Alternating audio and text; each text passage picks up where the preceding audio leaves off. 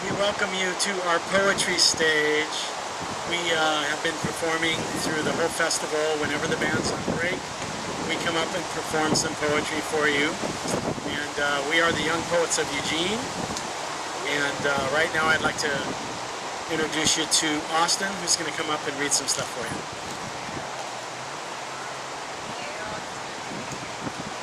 Take your time, and I'll see you when I see you. Although you can be very specific, there's a lot of meta in what you say, but I like that. Taking it in even-headedly and giving it 2 years, or at least 2 months. Such a seemingly simple situation shortened in shelf-life correlation, but still you are very helpful. And what you say today makes a hell of a lot more sense now than it did on Flag Day. And especially the part about the Japanese maple leaves that had me howling like an ornery old lady. It's a bit hokey and old-fashioned, I know, but these are insurmountably the kind of things that pull at a farmer boy's heartstrings. So I ask less of if you are free, but to what degree you've got no place to be. Woo whoop! Woo! Experimentation with the sun and torment. Thank you, dude. Sing my song, if it's hard to whistle. Sometimes the tension builds, foregoing melodic frills, like rock and roll with a rusty chisel, consolidating matters with the guitar or the crystal, stillness still being heavy to instill, but no need to walk, wait, or kill. That creature speaks in epistles. Said creature of I, stewy and irate, knows now what's worth coming to think, be it to feed, fight, or fuck, even in his drunken state. It's because, goddammit, I love you, and I don't care if I stink. It's what's meant. It's the now intent. Why? Why not? As if there has ever been such a thing as luck. Woo!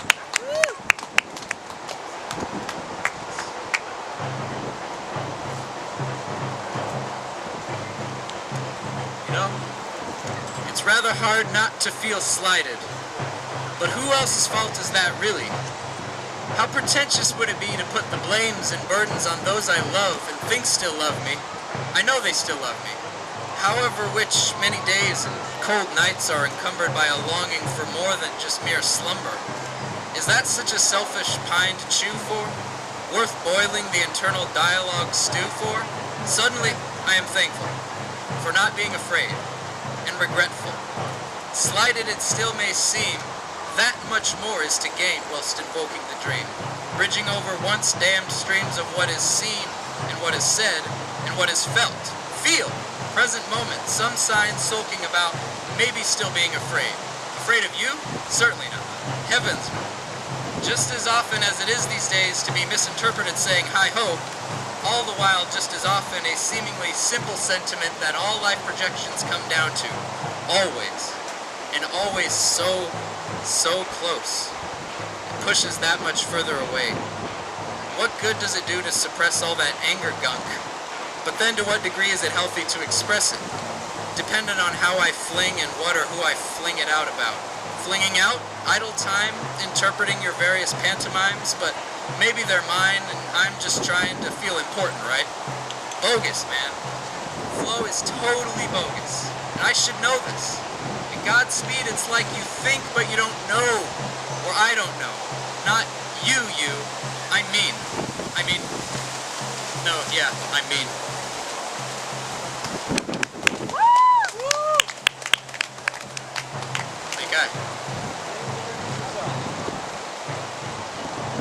Thank you, Austin. It is I, James Otter. And I'm going to take you, people who randomly walk by and possibly stand here, on a journey. We were headed south down the interstate, though the wind was blowing north. The trees were ancient and abnormally mummified. Crunchy dead skin was landing on the car like cannibal snowflakes. Somewhere in the distance, a ghost woman's looking for a ride, and we were ready to pick her up. Even though we knew she was dead, she headed in the same direction as us, in our rust-caked Cadillac, gunning toward the viaduct where the ghost train waits to pick up the phantoms. Sure, we look like tourists, what with our being alive, but by no means was that an excuse for us to turn back. We passed tractors stuck in trees, plastic babies hanging in all the branches. This was nothing we hadn't seen 2 states back. Up ahead of us was the bottom of Ghost Mountain, where down is up. This route would save us gas money, should we get stranded at the slowest stoplight in the world. Our journey was crevices along Pigman Road. After we dropped off Resurrection Mary at her grandparents' house, they didn't even bother telling us she's dead this time. We were in on that joke. So why not go to the lake? People drown there every year. The cops say they were just drunk. But they went to get to the underwater treasure kingdom, supposedly. We knew about the black feather vulture women of the far west shore. If anything, they had the best stories. They stopped talking to me recently, in that they preferred to just scare the ignorant thrill seekers, who still light jack-o'-lanterns to protect their houses. Might as well give them something to believe in, the vulture women would say. The lake had gotten dull. Sure, watching drunk slasher flick archetypes run around was fun the first 40 times, but now we crave something more obscure. Less vacant, less touristy. We wanted the kind of thing that would send us running. Maybe a real threat, not the 5-0 either. They're used to this, just like us. We wanted something better. Like ghost semi-tunnels, where you stop your car and risk being crushed. Funny thing is, there are real trucks delivering real goods to the real undead. They tend to spot thrill seekers like me and my partner and stop, get out of their trucks. If you wait long enough, they give you a good talking to about responsible driving and how you shouldn't stop your car in the middle of a tunnel on a highway. That is, if they can tell the difference between you and every other muck. For all they know, your car broke down. So we drive through the tunnel and get lost, hunting for a bridge to nowhere. Maybe try and chop down that tree that's killed everyone who's tried to chop it down. Have to get firewood somehow. We might go camping. Drink a beer with this deformed man. He calls himself Freddy Voorhees. Nobody falls for his shit. Who gets away with murder that much anyway? We managed to find something that's actually scary. Unfortunately, it's nothing we expected. There's this place called the Tar Pit, where apparently the road itself will start to sink while you're still driving. Folks go missing there almost every day. Idiots, I guess, who prefer swimming in water-like substances. Well, as it turns out, this place is for real, and we're trapped there now. The only thing we can do is lead others to their deaths. Pretty fun, I guess, just not what I expected. If I wanted a job, I would have grabbed an application. What a joke.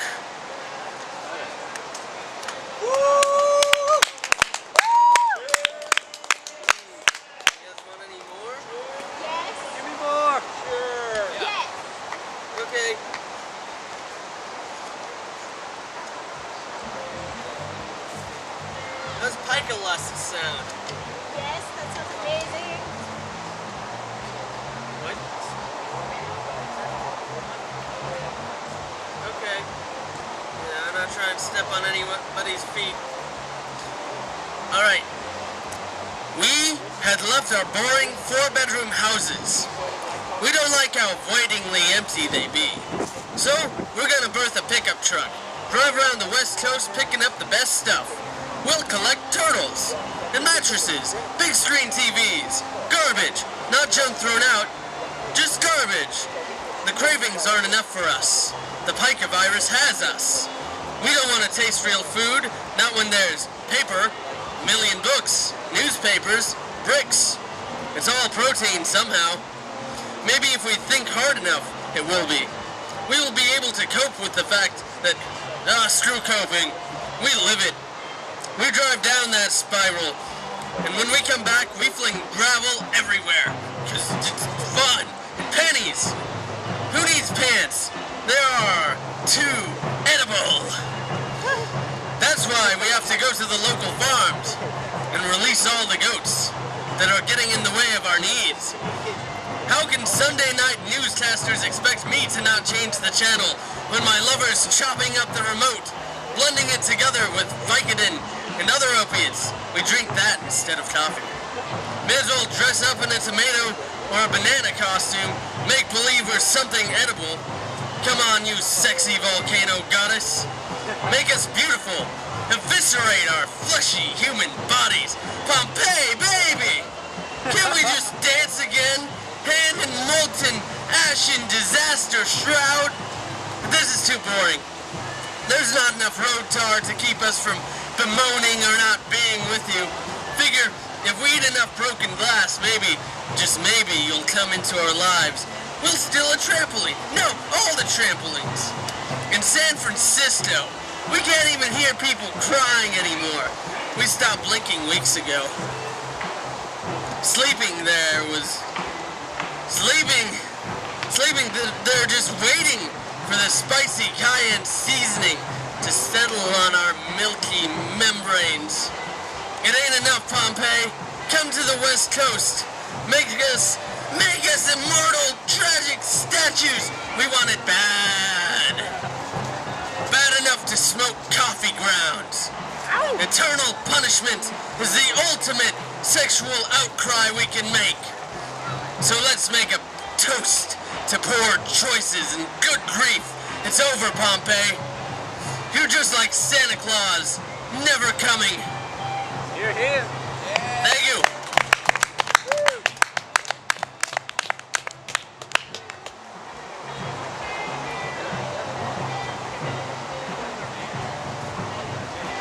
That was James, and now we're going to welcome Karen to the stage.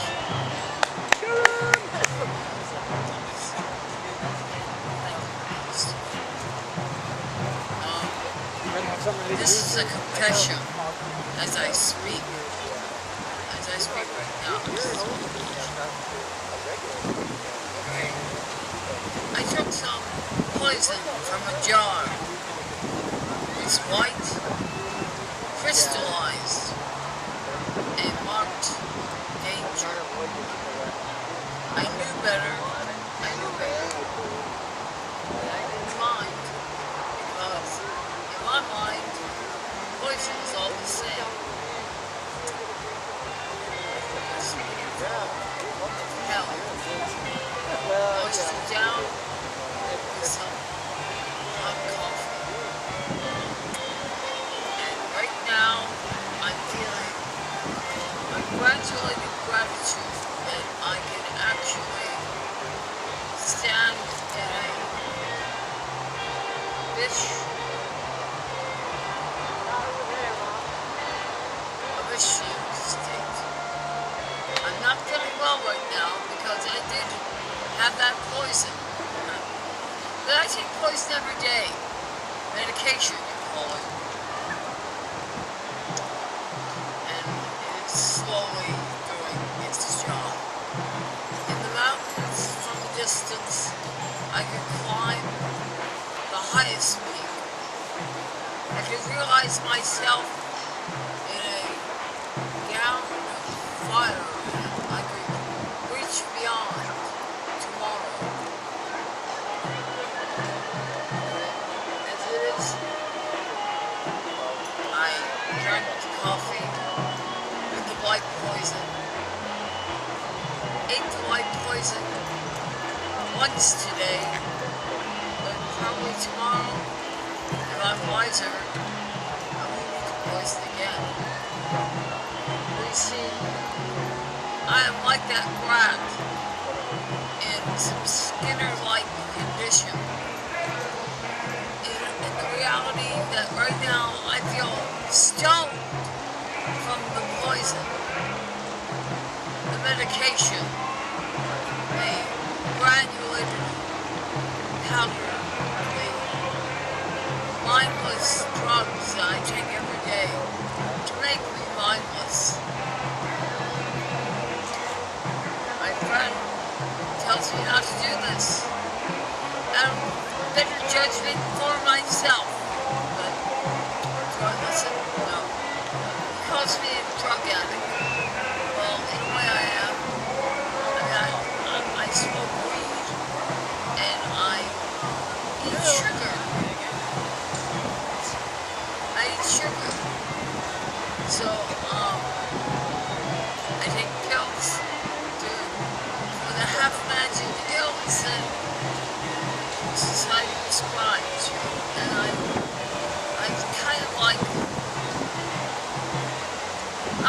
it, but right now I'm not being a part of big ones.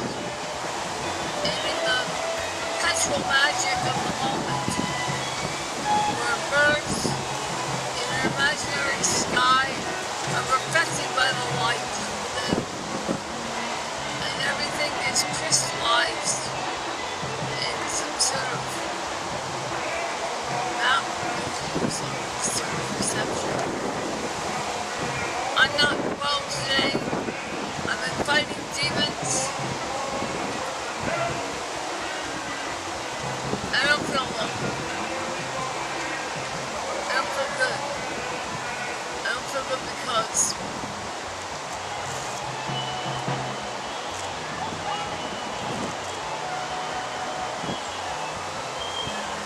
I'm fighting demons. Demons are winning. Demons are... Thank you, Karen. Okay. We're going to bring up Andrew. Please welcome Andrew to the stage. Hello, all you terrible people. That's my greeting. Okay, so this poem is tentatively titled Mushrooms and Brownies Seem to Always Cause Feelings Like This. It is written under the influence. The title may or may not change for purposes of parents and posting on Facebook, we'll see. But this is the poem. We are dreaming, and when moments become memories, we must learn to stay awake. Drifting lucid through multiplicities of mental states, sifting through them for a ghost we can call holy underneath them. Sometimes thinking we found something, other times thinking we found nothing. Remembering even this is just a phase in our awareness. So many things passing through us like strings and percussion, and stories told to us beside our beds, and terrors we have woken up from, and bodies passing back and forth within each other. Drinking deeply from the energy you and I can see floating from every item in this room. Each object a shape of ourselves that we have been or will be. Scissors and quarters and cell phones and rocks. We can be so many things at once that defining ourselves as anything is defying possibility. We should see even this moment as a memento of something that has just passed into gusts of wind and hurricanes, and we are sprinting so fast trying to catch up with the this, the now, the whatever the hell is going on here. Lucidity. We are undefinable beings even as we see and feel the borders boxing through us, groping vanity, impermanence, and futility.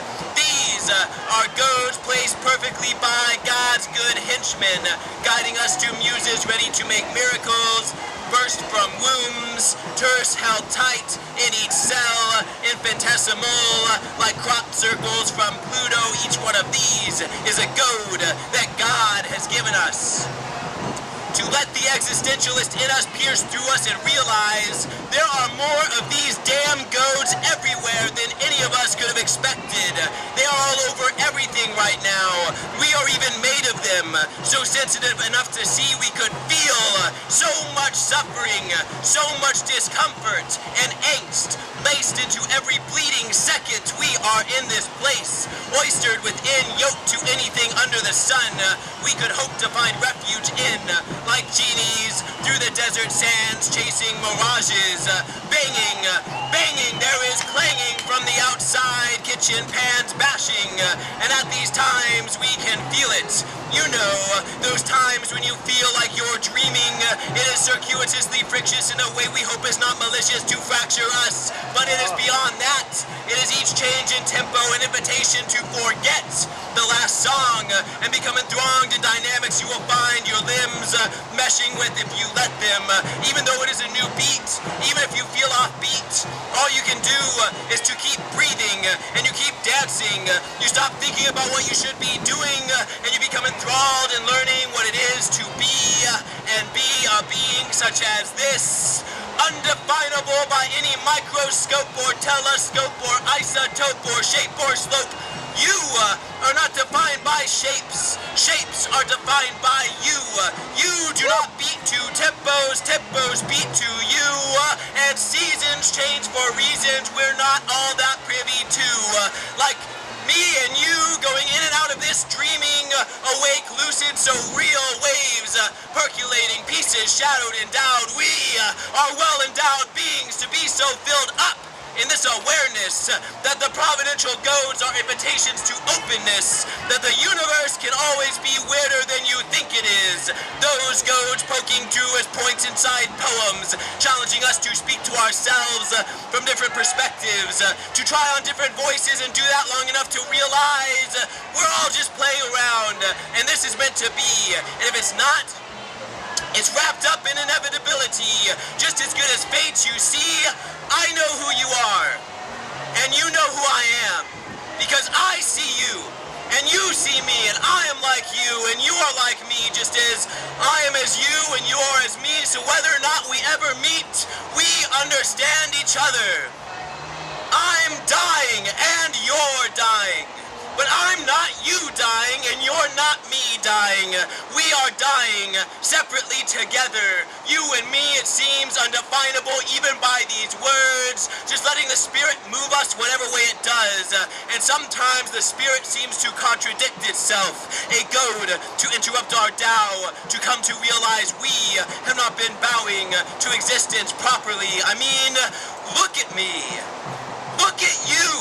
Who are we to be doing any of this? And we take one deep breath to swallow what we're doing, and that's the impact. A goad on top of a fucking goad. And there's God, fallen there. Dude's been through a lot, but there he is, still breathing. Thank you. Thank you.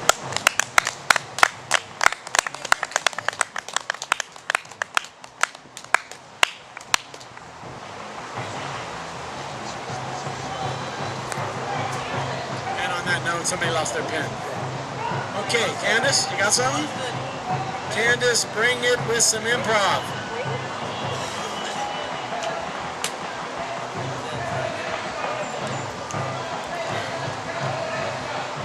As a cautionary tale, one should not teach their children to be a poet.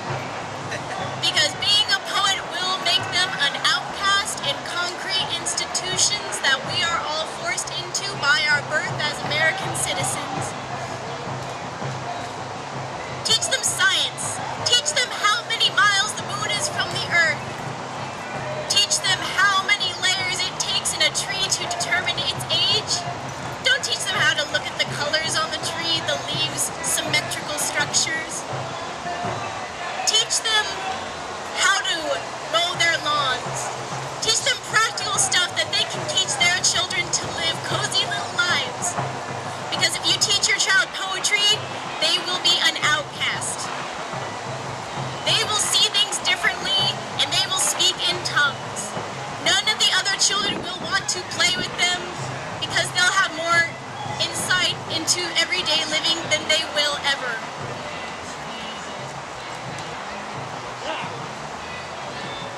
And their parents will love them more for that. Their parents want them to see everything the way it is and to go to a 4-year college and get something practical like a business degree or computer sciences. If their child studies philosophy, they will shun them and they will never speak their name at Thanksgiving. And when they call, they will not answer the phone. Because philosophy, poetry, painting, it all creates open-mindedness, and we just can't have any of that.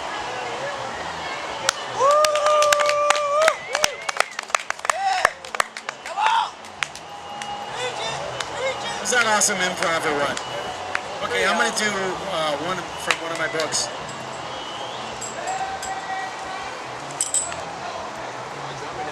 No, I'm going to do my own drum.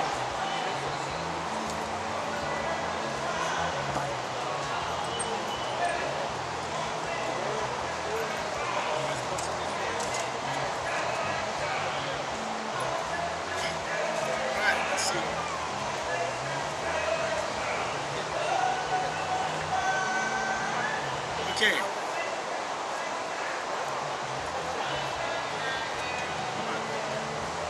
This is the title poem from my book Wildweed, and it's for sale right over there for $8.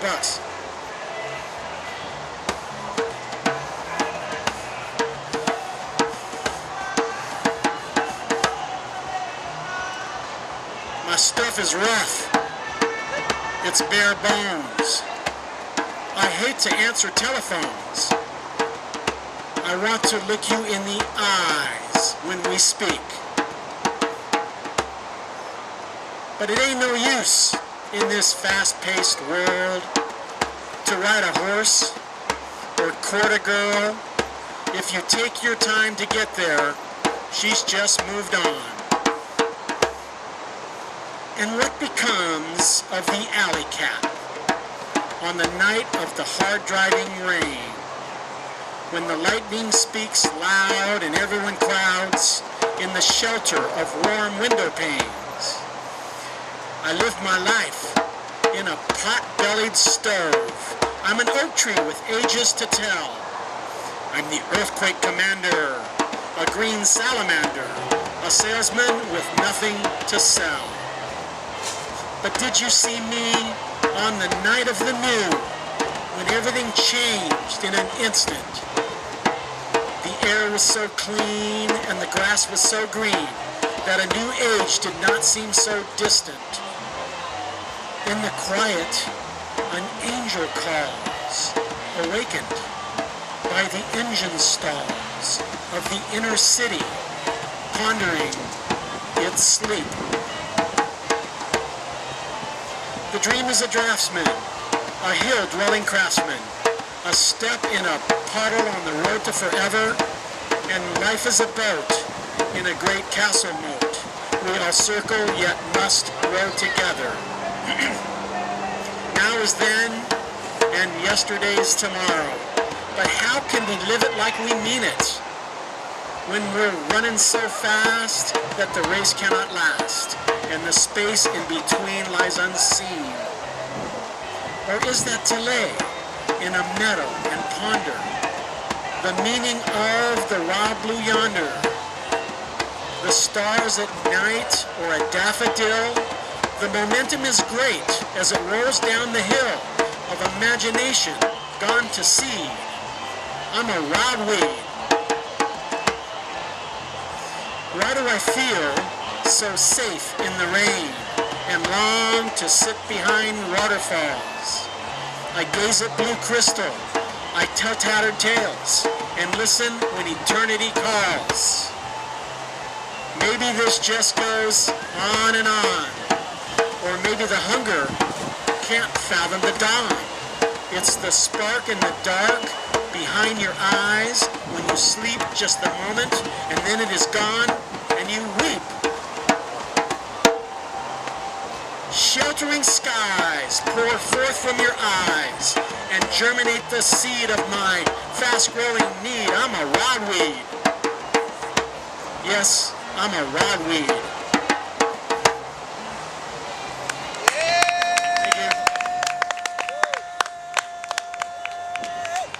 Okay, we still got some time.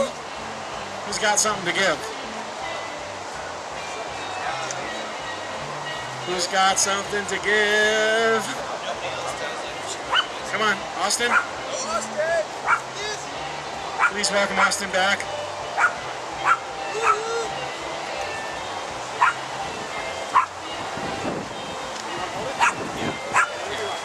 Good.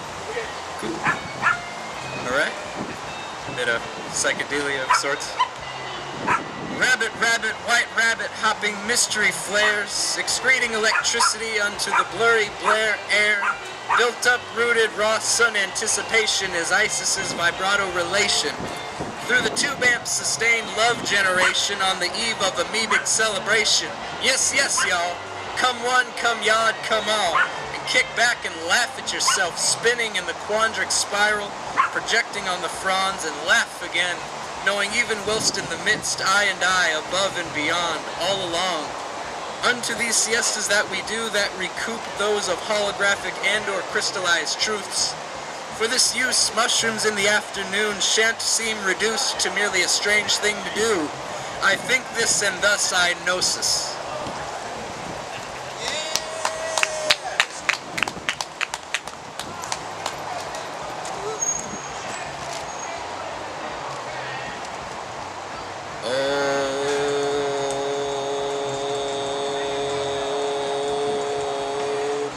Papa of the Galapagos takes no gross from the scavenging Anglo-Papadopoulos and humors no riddles of ruse prose facaded in cashmere rose, indifferent to huddling under the brown nose of the oars and showboats, abhorred by their asymptotes and bitter fruit notes, decreed by their unabashed greed of a deed to hornswaggle the honey mead. This looks like a job for me to take the lead on a cowbell massacre through a potpourri for the sanitary satanic posse, purporting perpetration of pre-insemination in relation to the power of the pussy, peculiar but familiar to be sure.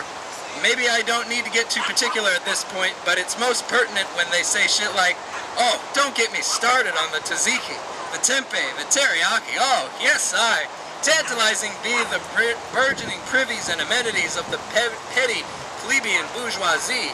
So why would you want us to leave? We love you. We want you to dig our recipes and precipices of archangel archetypes. We got Michael, we got Michelangelo, we got the White Album, we got Grand Funk, we got the Sufi choir blowing against the empire. That's the kind of shit you're into, right? Well, just a change of attire and no entrance fee required. Our mamas and papas subsequently threw them in the fire before relocating them to tombs to null their emanation of noxious fumes, and our cool-headed cadres Om Shantis resume in the form of Om Namo Nama Pishani Trishula Karaste Kuru Kuru Swaha Om Mani Padme Om.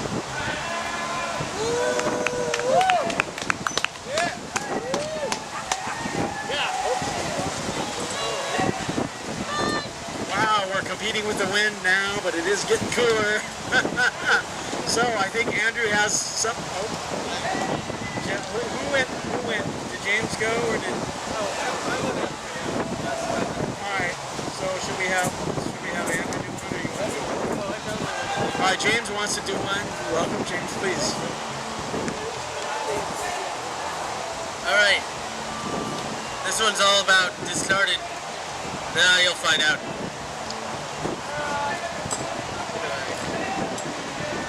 Christ, it's cold out here. This town's tearing itself apart, rebuilding, then whitening the cracks. Us lower class dread dolls go unwashed, getting dirt in our unblinking plastic eyes. Maybe we were more than the final bad guys from that last Toy Story drama. Maybe at one point in time, we had the class to be possessed, say something interesting, get thrown away, go back in the house, jump out, get a couple laughs. You know, that freaky doll with all the stars on his face had Pinocchio for a son. As in 1999 Pinocchio. That movie wasn't meant to creep anybody out. Parents were forced to watch any of those kids' movies on repeat every day until they stopped being cool. Well, coincidentally, the evil dolls in some of those movies went on to make cameo appearances and Goodwill bargain bins. The really cool cursed toys wound up in their own Scooby-Doo mystery show, but it was more like Muppet Babies for adults. Only everybody did it. This is insanely hard to do one-handed. Stop complaining. Stop heckling, heckler! After the puppet master died or was defeated 7, 8, maybe even 9 times, he went back to his shop and decided puppets were just too 80s. It's about Legos and Duplo blocks, things that stack themselves up and wait for bare feet. Kids these days don't get it. Your toys are alive, and they do not appreciate it when you don't wash your hands You filthy mongrels! Call yourselves children? More like shaved baboons! Thank you very much.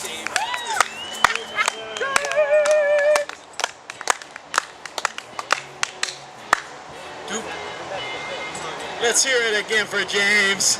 All right, I think Andrew's got something to give us.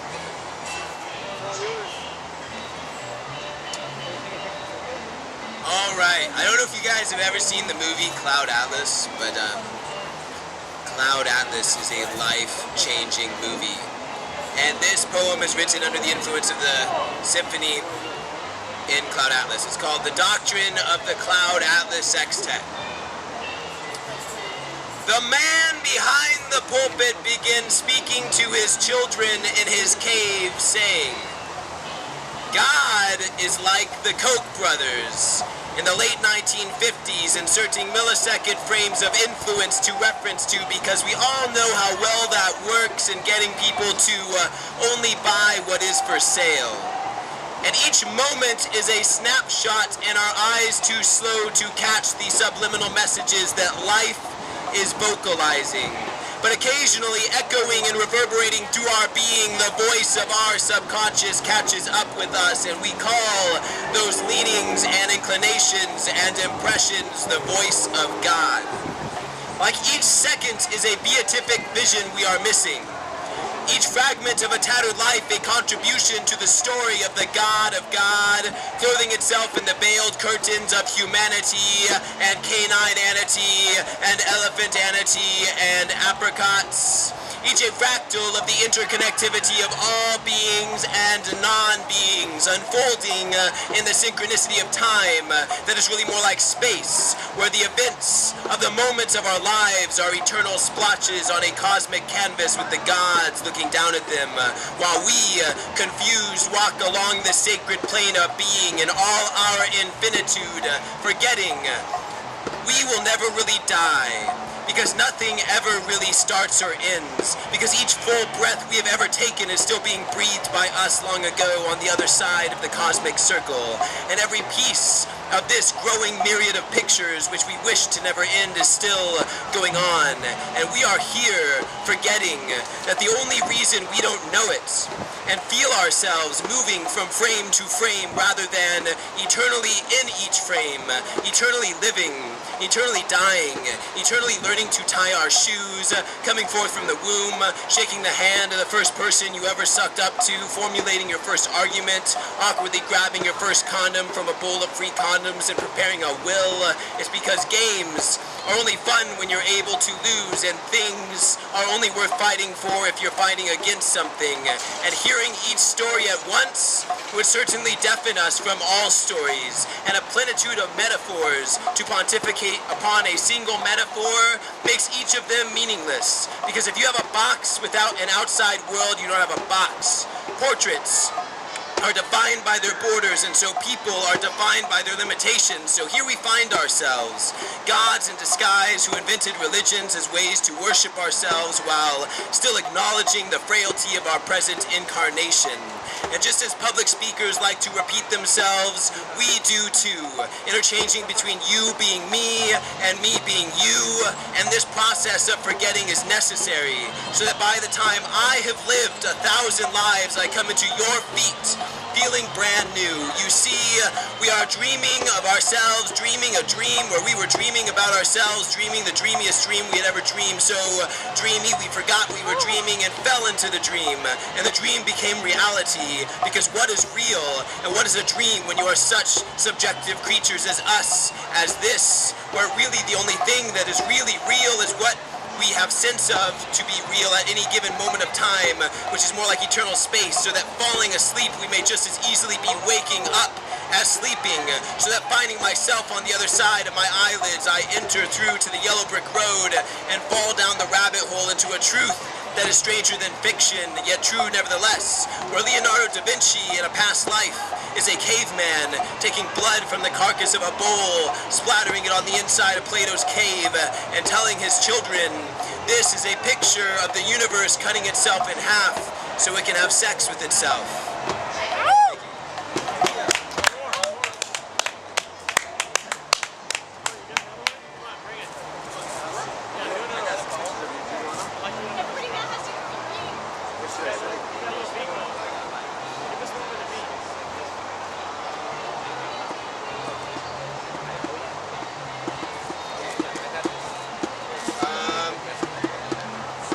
Alright, we're just gonna try this poem, and I don't know, you guys can see if you can put a beat to it if you want to.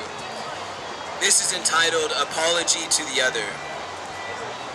My dear divine other, reflection of I, me has misunderstood, muddied, muddled the I in you, has compromised the me, dear flesh of my flesh and bone of my bones.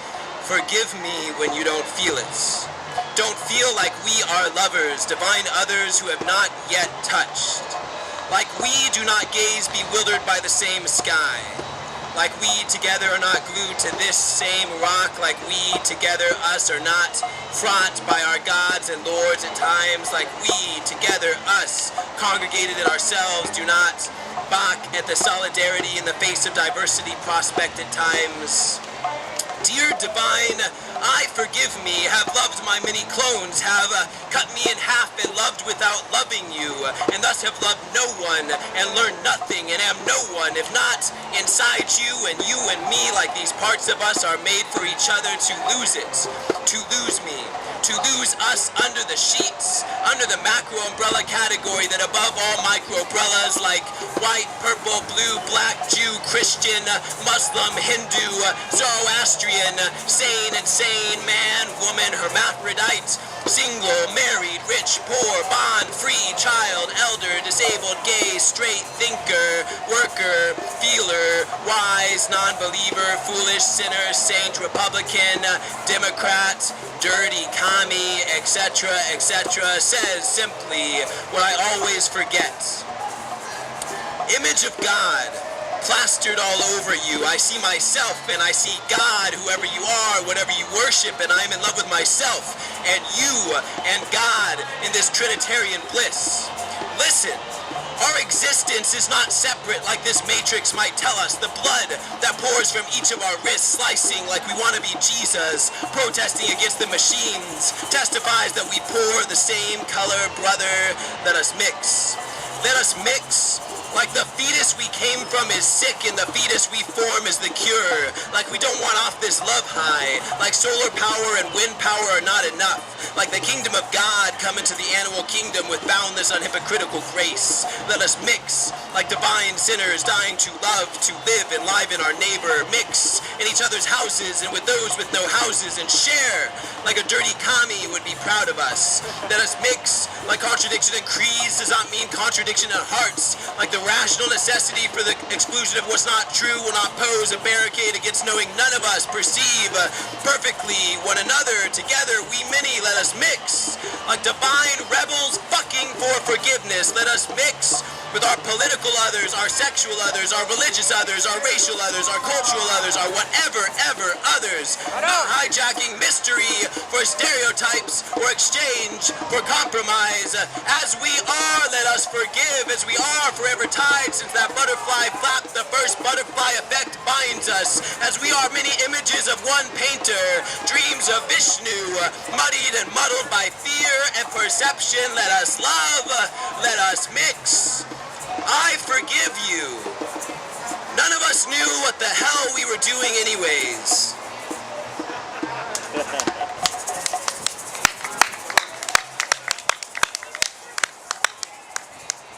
Thank you, Andrew. Karen wants to go.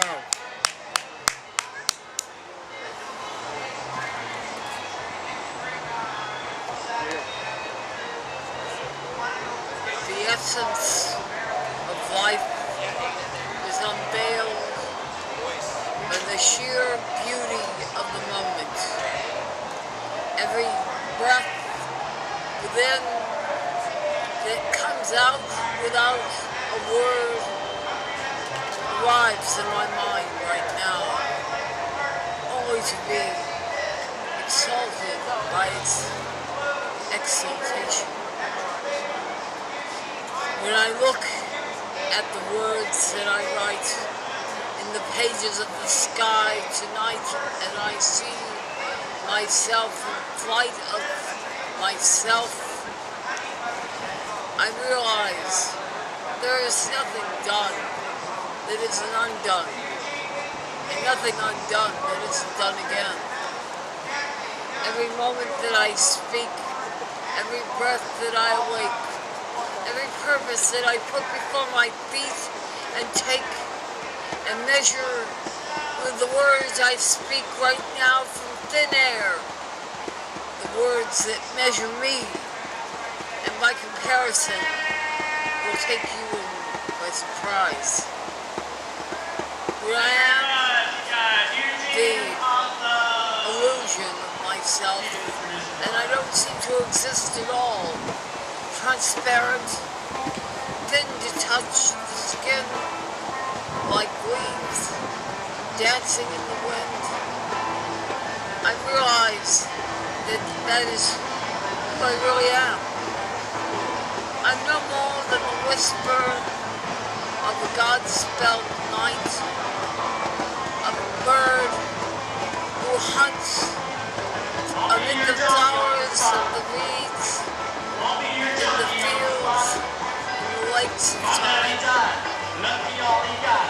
I have to realize that when I am myself, although I think I do not exist, for some unknown reason, I'm still here.